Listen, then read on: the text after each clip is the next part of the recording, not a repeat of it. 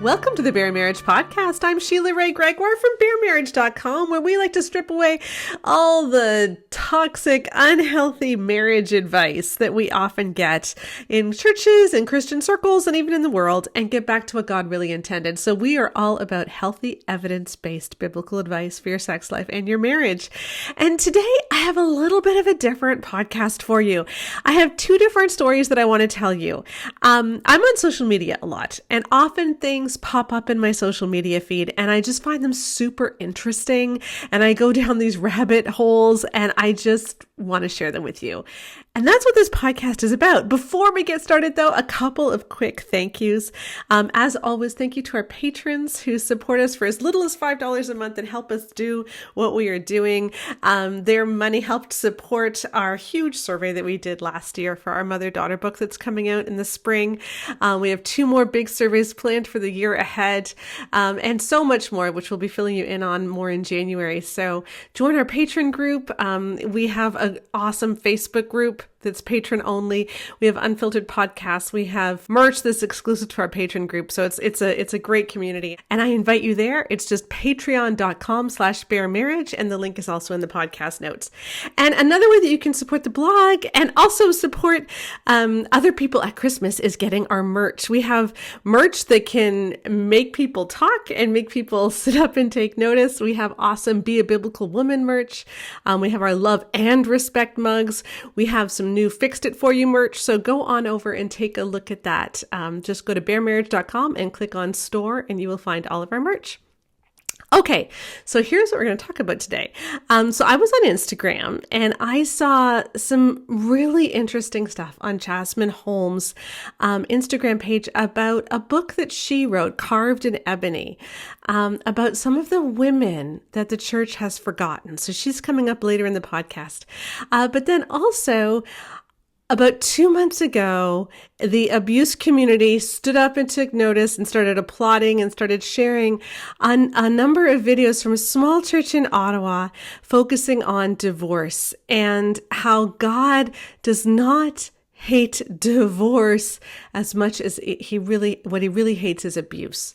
And the pastor just spoke so eloquently and so forcefully and with such authority over this, taking a look at some of the passages that we've really interpreted badly. So I want to open this podcast up with Winston Bosch from Jubilee Church in Ottawa. He'll be coming on in just a minute, but he did this 3-part series on divorce for abuse and how we need to understand that when we say that women can't divorce for abuse, we are actually doing the exact opposite of what God said in Scripture. And it's just such an interesting way of looking at these passages.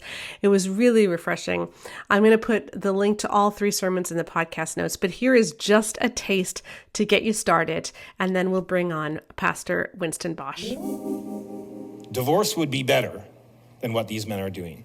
There is something worse than divorce. And the thing that is worse than divorce are men who are unfaithful and treacherous and who break the unity of love, who abandon the wives that the Lord has joined to them and send them away and reject them and spread violence over their lives, wrecking their lives within marriage and all the while enslaving them within it by not divorcing them.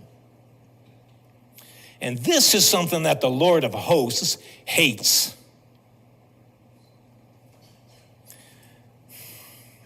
It's not that the Bible here is saying, well, divorce is a good thing. It's saying that there is something worse than divorce. The spreading of violence over your marriage and the enslaving of your wife. And I am sick to death of having to speak to women who are living that kind of enslavement, only to hear from the mouths of other believers and office bearers that God hates divorce. Well, I am so glad to bring on the Bare Marriage podcast, Pastor Winston Bosch from Jubilee Canadian Reformed Church in Ottawa. Hello, Winston. Hi, Sheila. So happy to be here. Yeah. Now, everyone listening, you might notice that Winston and I, we have the same accent. We say out and about the same way because I'm actually interviewing. I think this is my first time I've got someone on the podcast, or pretty much close to the first, that actually sounds like me. So other than my family. So that's exciting. So yay for Ontario people, and Eastern Ontario people for that matter too. So now you caused quite a stir a couple of month ago maybe now, when you did a sermon series that got picked up on social media. I saw about it there on divorce. And I was hoping to talk about what led up to that sermon series. But before we do that, I'm going to ask you to do something that every pastor hates. Sure. Could you summarize your sermon in like 5 minutes? You know, because your take on Malachi 2:16, the verse that we often hear interpreted as God hates divorce. You said that's not what God meant. And people ask me this all the time. Well, what did God mean? So I'm just going to turn it over to you. What do you say to people about that? So you're right. Oftentimes we think that verse says God hates divorce, but that's because that's what it said in an older translation. But newer translations don't say that anymore because we've got more accurate original sources now. Ever since the Dead Sea Scrolls, we know that it doesn't say that. And so instead what it says is it says God hates men who are being faithless to their wives and who are divorcing them. But the word divorce used there is not the word that's used to write a certificate of a divorce, which was allowed in the Old Testament in order to give women their freedom after they, if they were no longer married, allow them to get remarried, for example. But it's the word to send away. And so the prophet is saying that the Lord is upset, is angry, and will not listen to the prayers of men who are being faithless to their wives and who are sending them away. And so I sort of summarize that as saying there's something that God hates more than divorce. And that's when men are treating their wives faithlessly and are enslaving them in a marriage where they would be more free if they indeed were divorced. Right. And which is so interesting. So I've watched your sermon series. Were there 3 sermons in it? Maybe I've watched the first 2 anyway. They were really, really good. And I will put a link to those in the podcast notes. They are must watch for you. So I will put those in, and my listeners can see those. But yeah, you were making this point that there's 2 words for divorce that we think of. There's one where people were being set free. So the marriage was ended so that you could go on, you could remarry. And then there's one where you're just leaving the person, but you're not setting them free. So they have no way to remarry. They have no way to take care of themselves. And you're just leaving them helpless. Yeah. Yeah. So those 2 words you find in Deuteronomy 24, verse 1, where it's a certificate of divorce. That's one word. And then it speaks about sending somebody away. That's another word. And so the provision in the Old Testament was to say if someone is to be sent away, in other words, if you're gonna separate, they ought to get a certificate of divorce so that they're no longer technically married to the person who has sent them away, and so sort of in this enslaved position. And so the word in Malachi is just the one that has to do with sending away. It's not the one that has to do with writing a certificate of divorce. So when Jesus picks up on this, and when Jesus is talking to people, how did you explain what you thought he meant about that? Yeah. So in Matthew 19, you get this interesting situation where Jesus is being tested by some Pharisees, and you kind of get your head wrapped around the test that they're trying to give him. They're trying to say, what's your interpretation of Deuteronomy 24, verse 1? Because there's 2 schools of rabbinical thought at the time that said you can divorce somebody because they don't find favor in your eyes, or you can divorce somebody only for some sort of very serious thing like adultery. And so they're kind of asking Jesus, which side are you on? And Jesus does his stereotypical thing where he doesn't immediately engage and sort of just goes above it all and say, hey, you should respect marriage. But then he does take a stand where he says we ought not to divorce for anything, but we ought to divorce only for very serious things. And then he gives one example where he talks about the case of sexual immorality. And so, that would be one example that Jesus lays out for where divorce would be allowed. Okay, now here's where things get tricky. And I think if I'm reading into what you were saying in your sermons, this was one of the main reasons you did these sermon series, is that there is a thought in many Christian denominations that you can't divorce for any reason other than adultery, which means you can't even divorce for abuse. And what you were saying in your series is, look, God hates abuse way worse than he does divorce. And in fact, divorce can be saving people. So how do you what do you say to people who say, but Jesus said only adultery? Yeah, so if that was the case, then why would Paul later on in 1 Corinthians 7 give a different reason? Because Paul talks about desertion. So if Jesus really meant that there was only one thing, then how did Paul contradict Jesus? So those same people would say no. But we also have to understand that Jesus doesn't just say adultery, which we often think of two married people, one of them cheats on the other. But he says sexual immorality, which is a much broader word. So the word is porneia, which we get the word pornography from. So he says porneia is a reason for divorce. And so porneia is sort of this, I described it as a junk drawer term. It's sort of like you throw everything in there that is not healthy sexual activity between a husband and a wife. So it includes things outside of sexual activity in marriage, but also includes things inside sexual activity in marriage that are harmful to somebody. So if you look at it like that, if you just look at what that term means, well, then you understand that it's a lot more than just adultery.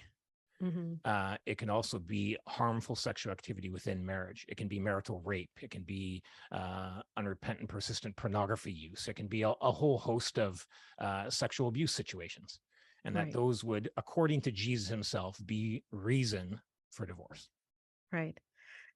So you gave your first sermon, and I saw it being shared by several abuse advocates that I'm friends with, and then I shared it about a week later.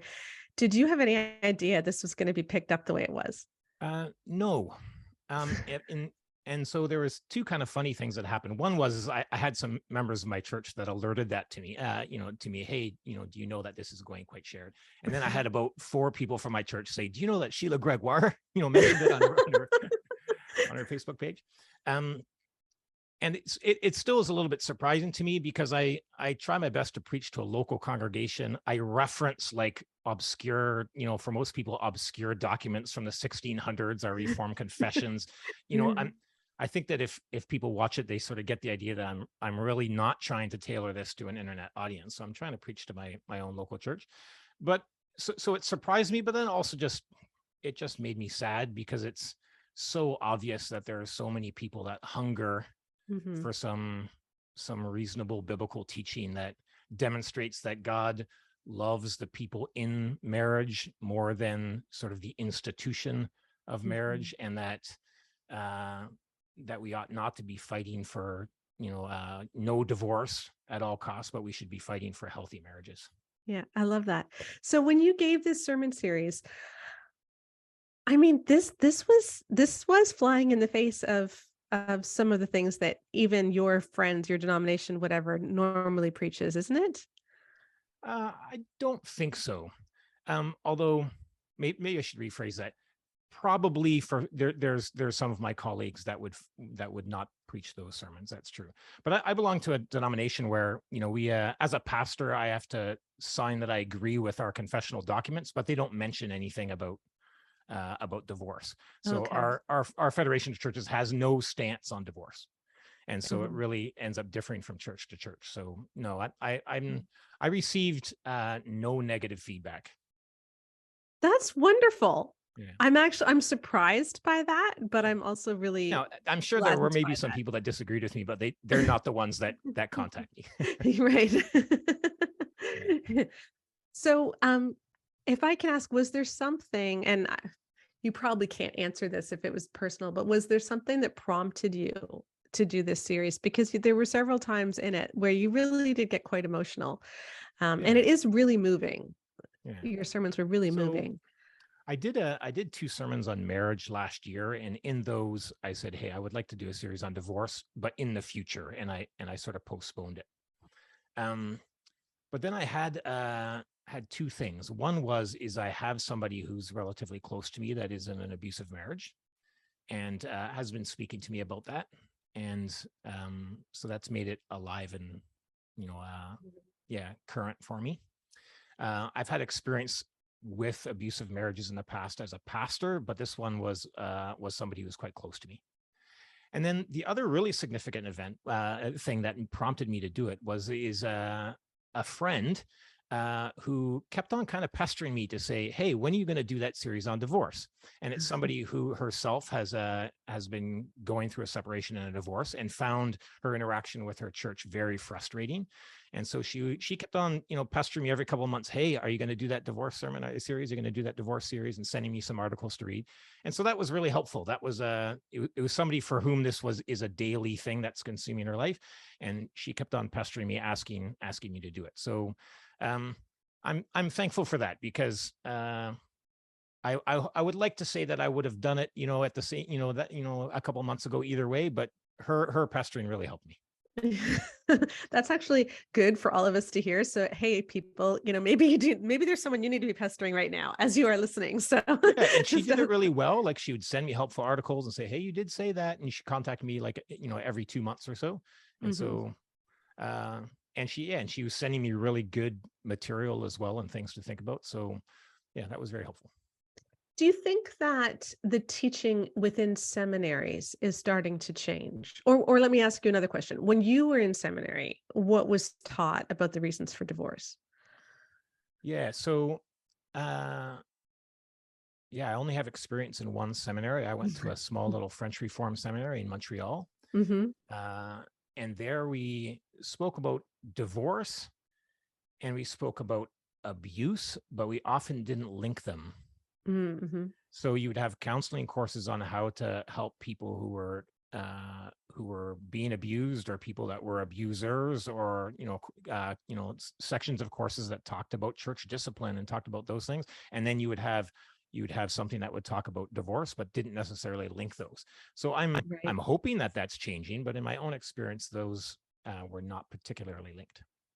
And do you get a sense among your colleagues, among the magazines you read or whatever, that there is more openness to divorce for abuse now? Yeah, I think so. With the growing openness that people are sharing their abuse stories, sharing what's happened in their lives, I think that reality is waking more people up to the horrors of what goes on in some marriages. And then I think that if you take that seriously, then you're just sort of confronted with this reality. Even before you begin to dig into the Word of God, you're confronted with this reality that this is not right, and this cannot be something that God would consider right to continue, or that you're just sort of confronted with that in a very real way. Right.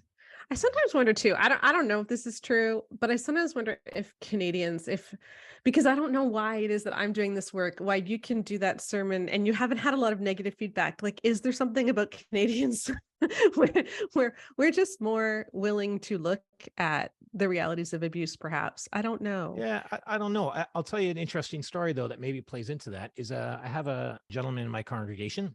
I'm probably guessing like 45 years ago. When he was a child, his mother in Canada went to her church leadership and said, "I need help to separate from my husband. I need help to have a legal separation." She didn't want a divorce, but she wanted a legal separation because her husband was abusive in various ways. That was 40 years ago, and her pastor and her church leadership said, "Absolutely, we'll help you do that." That's so good. But then fast forward by about 40 years, or 30, 40 years. Now this same gentleman, his daughter was in an abusive marriage, went to her church leadership for help, and they did the classic, "Well, let's do everything we can to keep this marriage together." Mm-hmm. And so for me, the big question is, what changed over that course of time?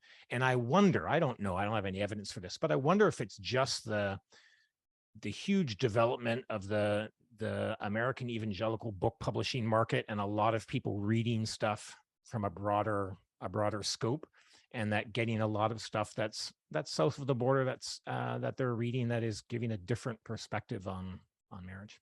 Yeah, I have seen a lot of hardening too since the 80s. Like the 80s were very different. I think there was a lot of openness towards abuse issues. There certainly were when I was a teenager. And it seemed like in a lot of evangelical churches in Canada that did switch. But I'm hoping, I know, I just wanted to tell you, and I wanted to have you on the podcast too, just to say personally how much those sermons meant to so many friends of mine who have left abusive marriages and who have been so harmed by churches. And they said, like, to hear a pastor say it, like, you didn't say anything they didn't know, because they've studied this stuff their whole life, like ever since they left, you know. Yeah. But to have a pastor say it, and to have him say it with such authority and with such compassion, meant so much to them. Yeah, that was probably the majority of responses I got. People who are like, yeah, I didn't learn anything new. This is what I know myself from reading scripture, but thank you so much for saying it publicly. Yeah. And I don't mean that you didn't say anything. I actually learned some new stuff. But, I mean, you didn't change my mind, but like some of the stuff about the Dead Sea Scroll, I found that really fascinating. So there is some really, really great historical stuff, but like these women have been totally immersed in it for so long that they know it all. And so what I'm hoping and praying for is like, it's a good thing to hear people's response, but I'm hoping that what it's going to do in my own local congregation is that all of the kids who are listening to that, and all of the younger people who are listening to that, the people who are embarking on their first romantic relationship, or the people who are thinking about getting married, I want them to be able to enter into those relationships with a clear understanding that divorce can be part of your vocabulary, because it's part of the Bible's vocabulary, and understand that, understand what is to be considered sin and reason for divorce in relationships, and know that your church leaders are going to be on your side in that. Yeah. And I hope that's true. I hope that's true. And I just want to tell people, if you go to a church where the church leaders wouldn't be on your side, that's not safe. But please know there are church leaders who would be on your side. Winston Bosch has proven it. He's one of the guys. But there are. Yeah. And to be fair, I've had two guys reach out to me who were elders in their congregations and say, "Hey, I've realizing now that I dealt very poorly with abuse cases in the past. Please give me a reading list. I realize that I've got to change." So yeah, I think that there's also people out there that they need the lights turned on, and when they do turn on, they're willing to do something different. Yeah. And maybe one of the ways those lights could be turned on is just sharing Pastor Bosch's sermon series. So again, we're going to put the link to that in the podcast notes. Especially the first one was just excellent. I mean, they all were, but the first one was really about the idea of divorce for abuse. So please take a look at those. And maybe there's someone that God is prompting you to forward that sermon to, so that sermon can be useful in their lives as they go on in church leadership. So I just want to say thank you again for being here and for giving those great sermons and for encouraging so many people, because it really did mean a lot to the group that I'm part of. Yeah. Do you have harmful books still sitting on your shelf, maybe in your counseling office, your church office, or just your bookshelf in your living room that you're keeping because you want them for reference, but you don't want other people to think you actually like them? I have the solution.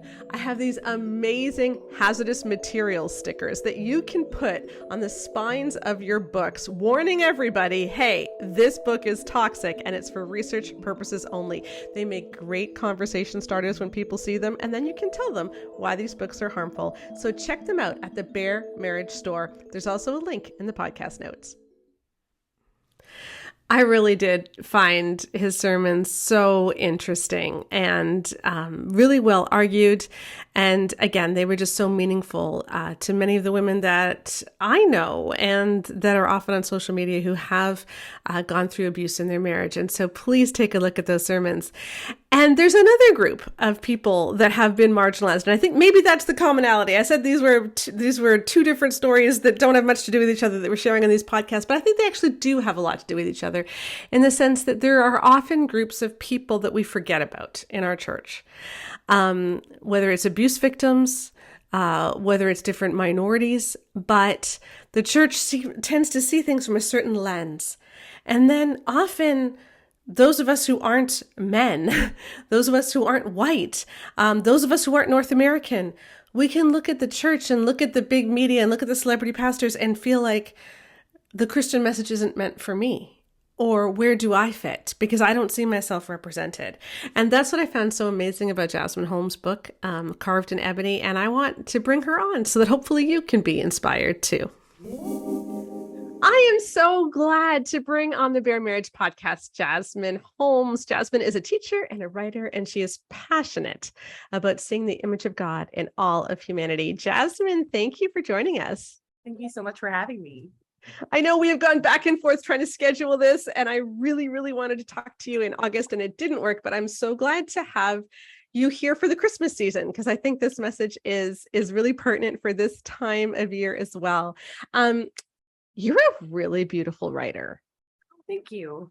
Can I just say that I have just finished reading the book Carved in Ebony, Lessons from the Black Women Who Shape Us. And there's 10 women in here, and there's so much that I want to go into. I just loved it.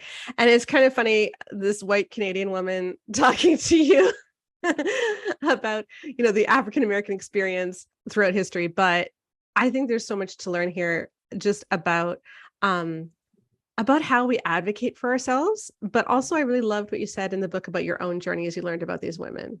That really resonated with me. Okay, so I got a bunch of questions. We're going to start at the beginning. Okay. So you opened by talking about how the Bible, a lot of the Bible is a story. And we forget that. Like, it's a story, and they tell the story so that we don't forget God's faithfulness. Explain to me what you mean by that. Yeah. So when I wrote the book, I was actually in the middle of reading the Bible through in a year. I've been a Christian since I was like six years old, and I had never finished reading the Bible in a year. I would always get to sometimes I get to the end of Genesis and be like, all right, I want to do what I want to do. Or I'd get all the way to Psalms and be like, but now I want to go to Colossians. Like, don't tell me what to do. So this time I finally read the Bible in a year. And what I saw over the course of reading it was how much of a story it is, how much of how much it has all of the elements of a really good story. So it starts in the garden, and then the climax at the cross, and then the ending is when Jesus comes back. And so seeing that big, wide landscape of history and seeing where I fit in and where America fits in and where, the West fits in, was a really transformative experience. I love it. I just got back from a vacation in the fall, and part of that was being in Israel. Mm-hmm. And I think Israel and the Jewish people understand story maybe a little bit better than Christians, because we focus so much on the epistles, I think. Mm-hmm. And not that the epistles aren't great, but we forget that most of the Bible is a story, and it's a story using people. But like you said, the actual story is about God. Yeah.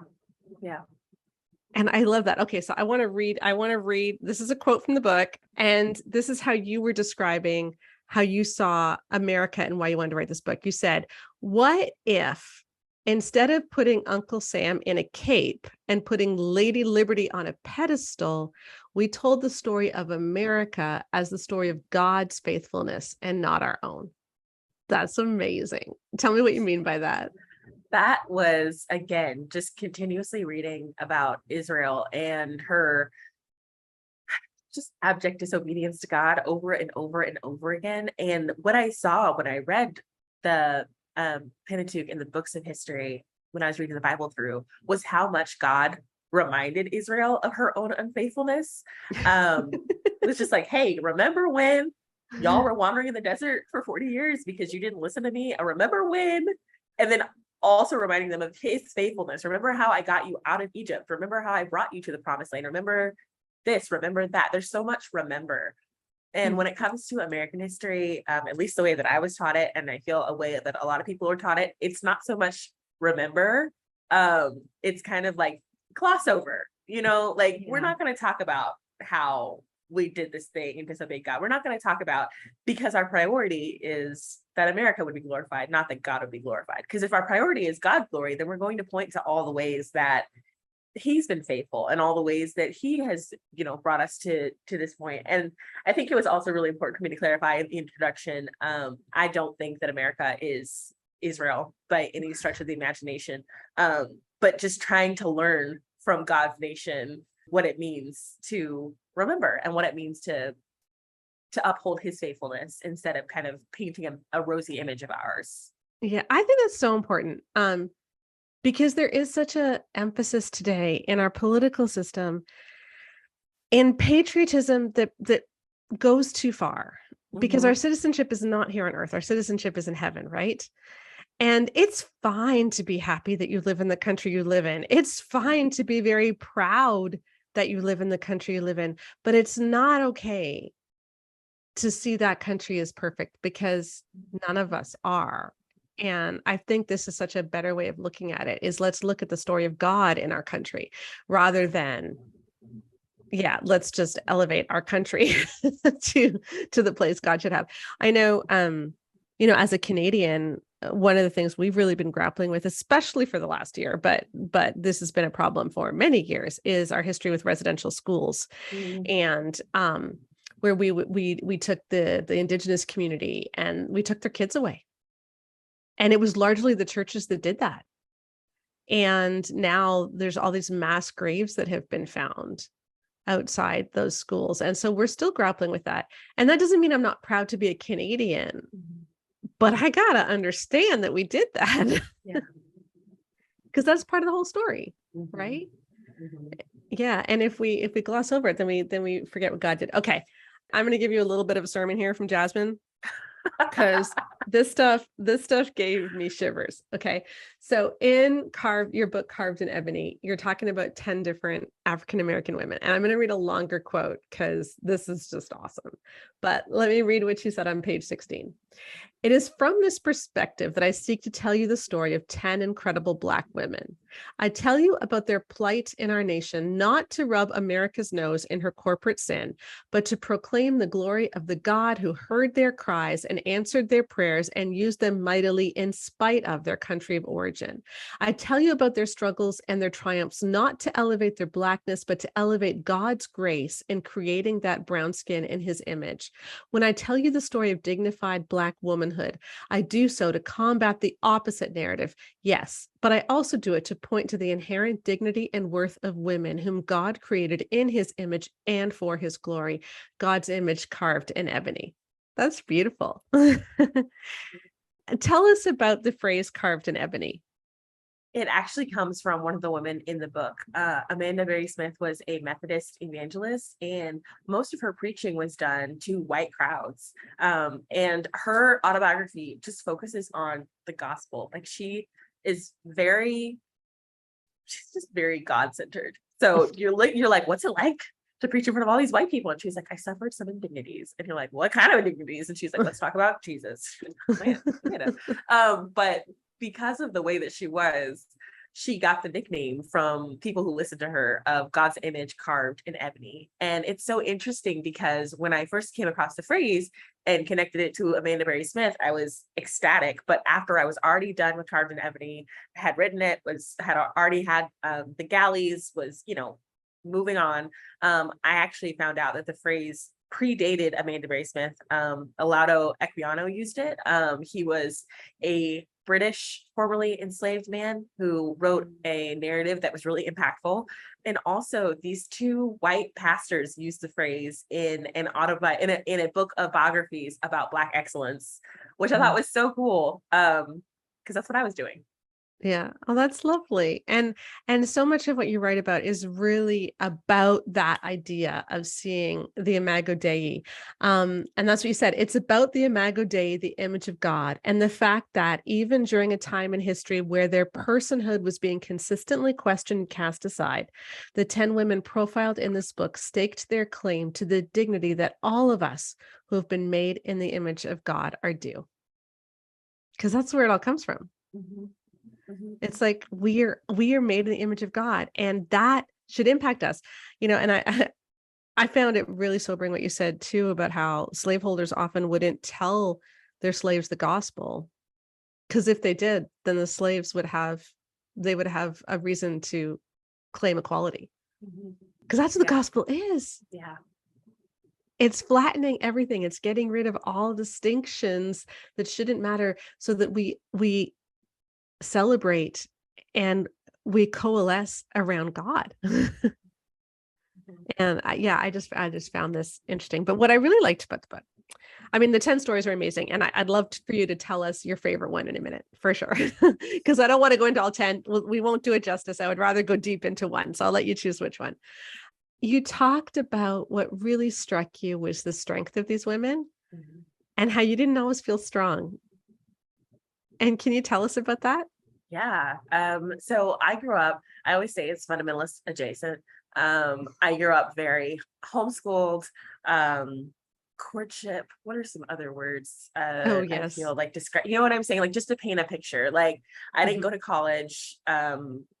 I went to college online, but I didn't go to college because I was staying Mhm. home to prepare to be like a good wife and a good mother. Um, just my husband laughs now because he's like, we got married in 2014, and a lot of people will be like, "Oh, Philip, you radicalized her. Like now she's talking and like being more vocal." Blah, blah, blah. And Philip's like, she was like that when I got to her. She just needed like some space. I gave her room to be what was already going on, and Oh. I feel like these women kind of did the same thing for me. They gave me room. They gave me space, and so seeing just the legacy of their self advocacy made me feel more empowered to advocate for myself and to advocate Mhm. for others and to ultimately advocate for the gospel in ways that not knowing about them and not knowing that they had existed never really did. And so they were a huge part of, not to make it about me, right? But they were a huge part of my journey towards understanding more about myself and being able to speak up for myself and feeling emboldened to do that as a woman who loves God, seeing them as prophetic and feeling Mhm. free to be prophetic was just a huge part of researching and learning for this book. And so I've changed. My tone has changed. I think I wrote my second book, but we don't talk about my first book because I wrote it back when I was like 19 and still very much in that Yes. phase, that fundamentalist Yes. adjacent phase of life. But my second book, Mother to Son, which I still cherish and love, is a book of letters to my son about race and justice. At the time I just had one son, now I have three, so it's for all of them now. Mm. Mm. But when I wrote it, the tone was very important to me. It was very important for me not to sound authoritative. I wanted to sound very convincing. I wanted to be very winsome. I wanted to put people's guards down. And there is nothing wrong with that. There's a time and a place for Mhm. that. Mhm. But even between Mother to Son and Cards and Ebony, there's so much more of like, well, this is just how it is. And like, if you're not okay with it, maybe come back when you are okay with it. And then from Cards and Ebony to my current project is even more of a, like, my editor was like, well, okay, tell them what you really think. And so I feel like that growth could not have been accomplished without learning about these women. That's beautiful. I kind of have a similar story too, where I was just trying to have the right tone for so long. And now I'm like, Mhm. nah, I don't even care. Like this is just right. As we think about, I think a lot about this time of year, the whole idea of Emmanuel, God with us. And that's what I always meditate on in December, is what it really means to be God with us. And I realize what a privilege I have, and that there have been a lot of stories of what God with us looks like for white women. Mhm. Mhm. But I think maybe that's what you're saying. And forgive me if I'm putting words in your mouth, but to see what it actually looked like for so many Black women, because there aren't a lot of those stories out there. Yeah, I didn't know that they existed. Yeah. Yeah, that was a litmus test actually for the women in the book. The only one who I had heard of before writing the book, there were two that I had heard of: Elizabeth Freeman and Mariah Fearing. The Hmm. others, I had never even heard their names before I started researching for this project, which is crazy because now they're in my head all the time, right? They're like such important people, but I had never heard of them. And that was one of the how I decided who to write about was, all right, well, who do I want to learn about? And yeah, like I grew up hearing about, Mary Slessor and Amy Carmichael and Gladys Allward, and they're still amazing. But there's something really special about seeing women who look like me and seeing Yeah. women who in different ways just pave the way for me, so that even though I identify with some of their struggles, I don't identify with all of them. And that's in part because of their amazing work. Yeah. Yeah. That's amazing. I love that. And in the book, you're very clear that these women were not perfect. None of them, like, they weren't perfect, and they weren't always consistent. Mhm. But in the end, they saw a problem and they advocated, even if it wasn't for them themselves, they were Mhm. advocating for those around them. Mhm. I love the story. Oh gosh, I forget which one it was now.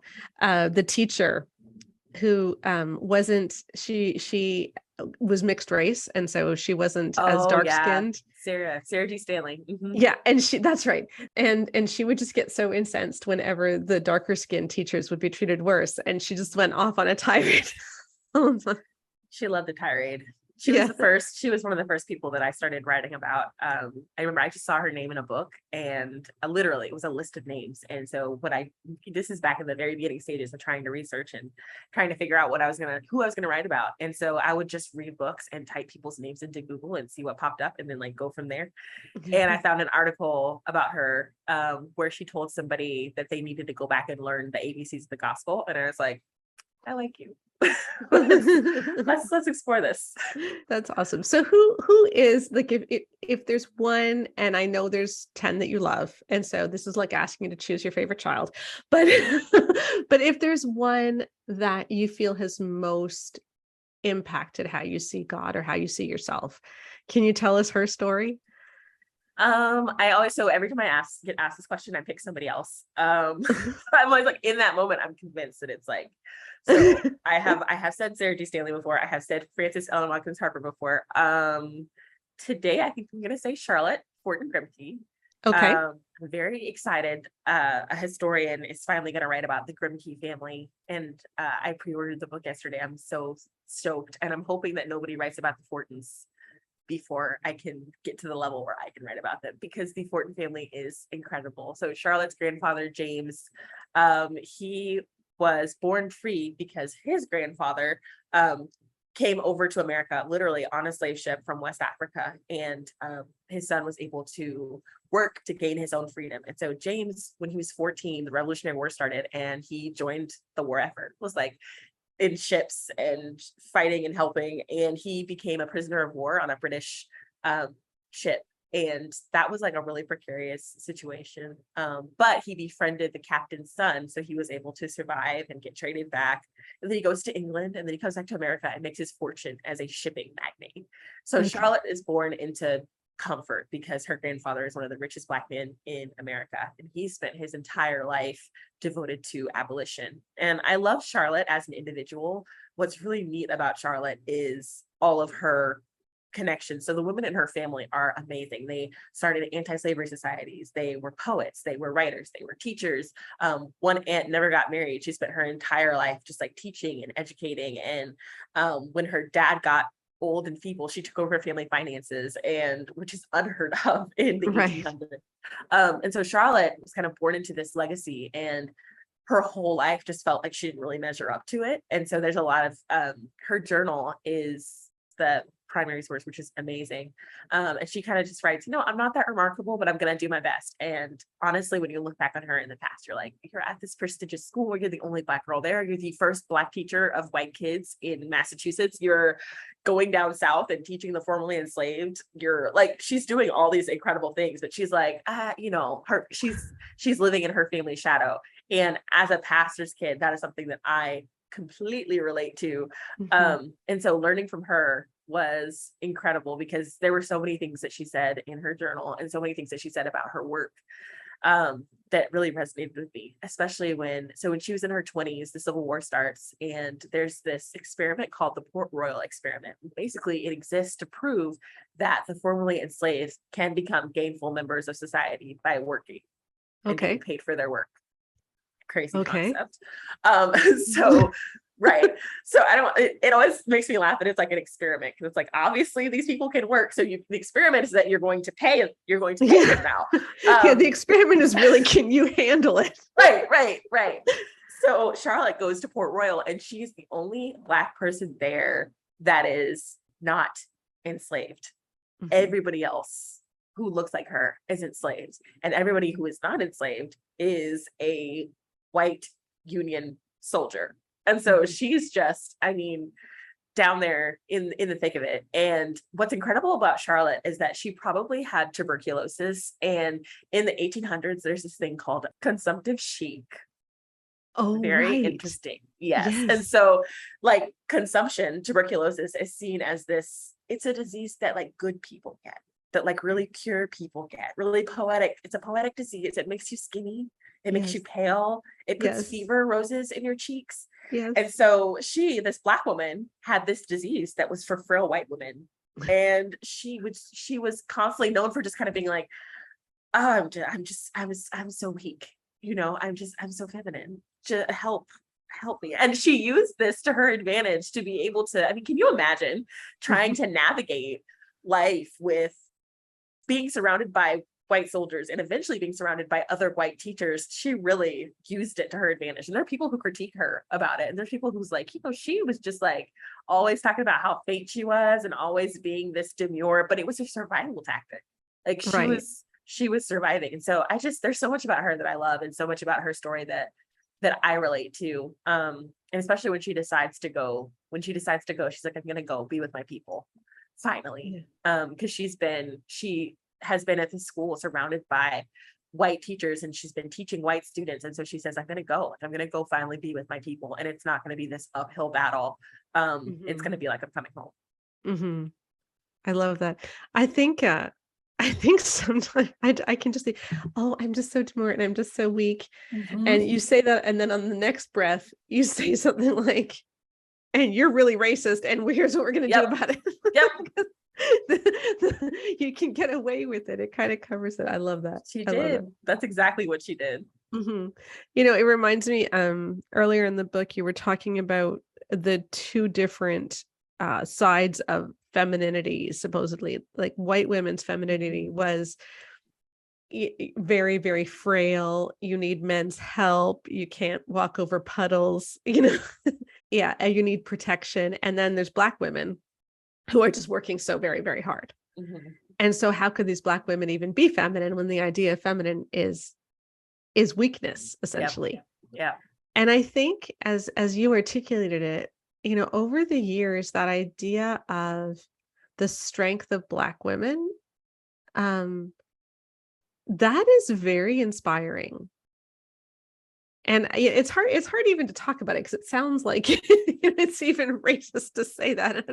But I think that there is this generational thing that you just learn. And we know that about generational trauma and about generational, all of these things that are even imprinted on our DNA. They're finding out more and more, right? Yeah, they are.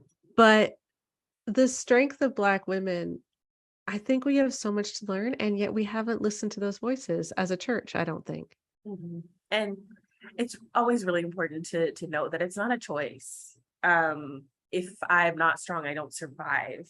Yes. So, there's this whole movement of Black women who are like, you know what? I'm weak. Treat me like I'm weak. Treat me like I'm fragile, because I am, and I need to be allowed to be.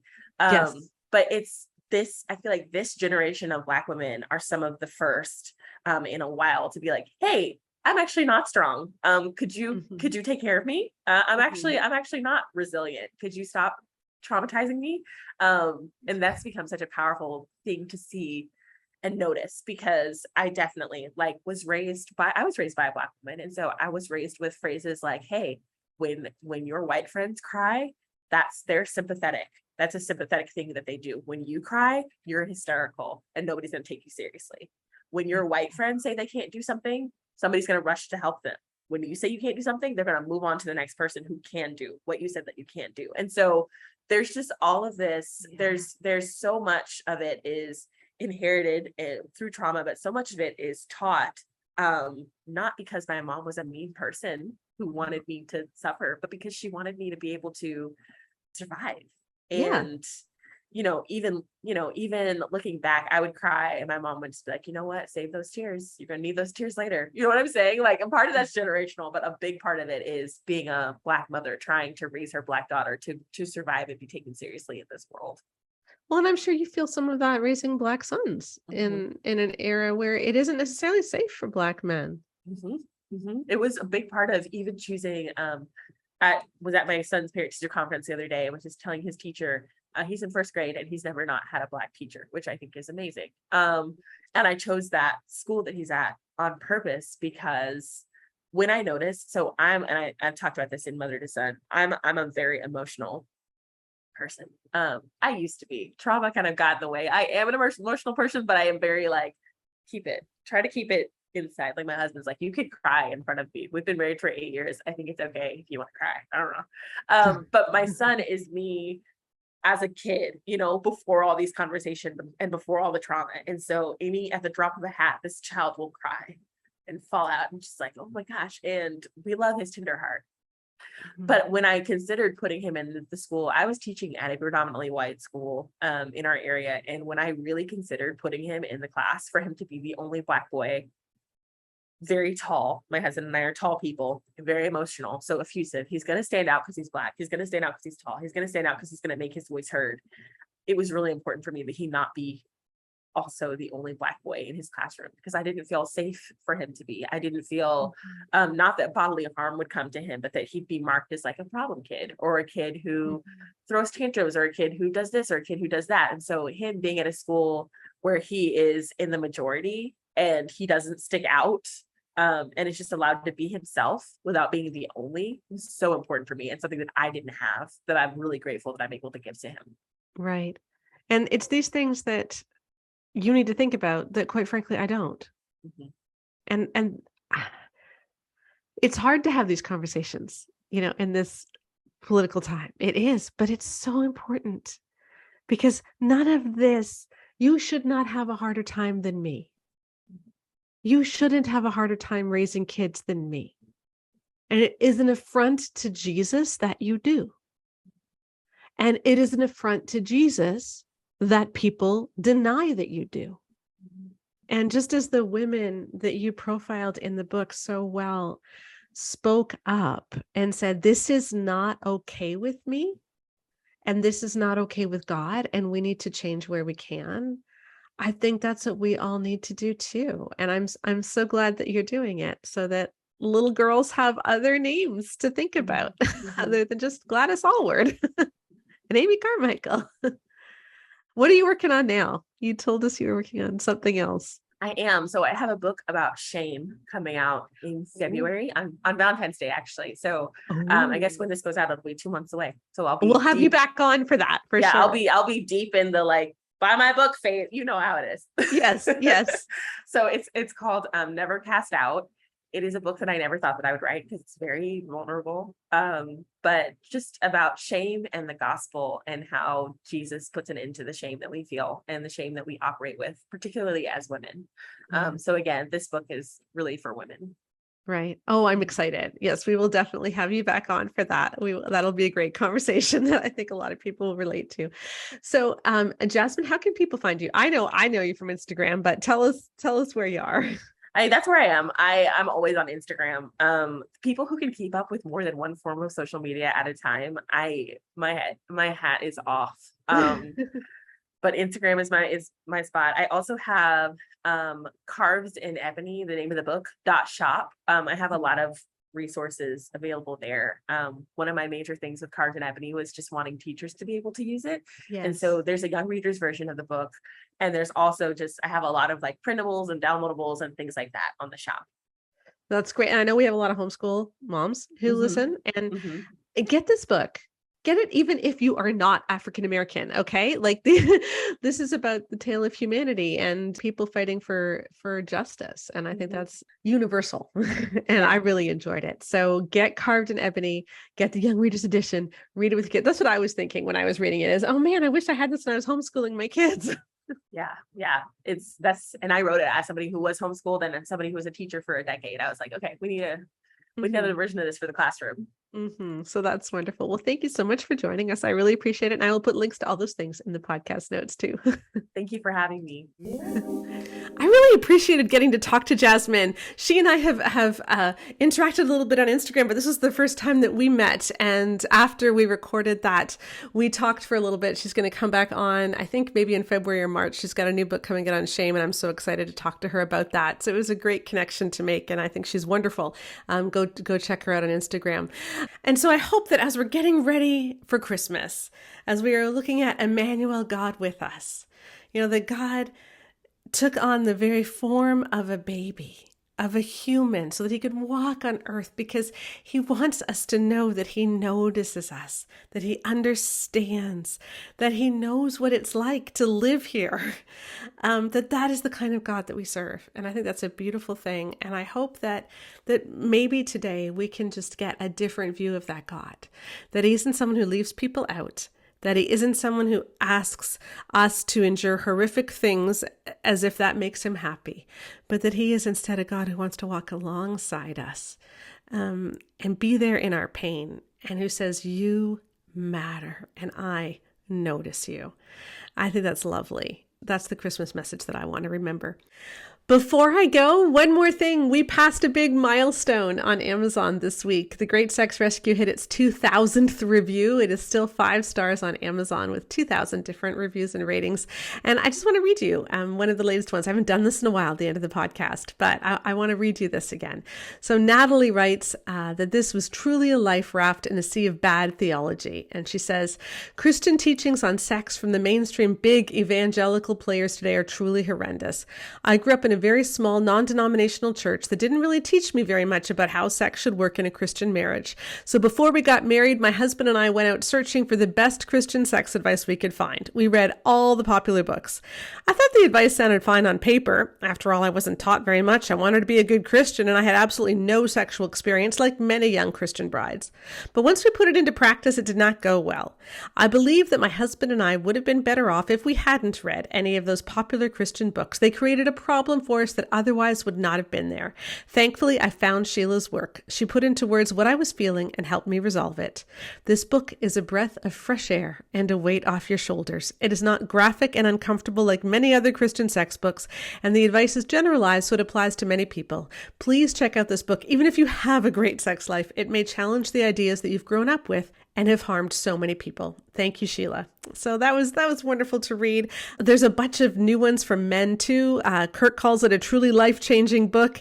And he says, I can't share our story in detail, but I'll just say we have a story. Something in our marriage needed to change in a significant way. And this book was literally the catalyst God used to spark that change. This book saved our marriage, and I'm forever grateful to Sheila. So really great stuff to read. Thank you for everyone who has left a review. It was wonderful to get to 2,000. So if you are looking for a great book to give at Christmas to a newlywed couple in your life, do check out The Great Sex Rescue, because it does change lives.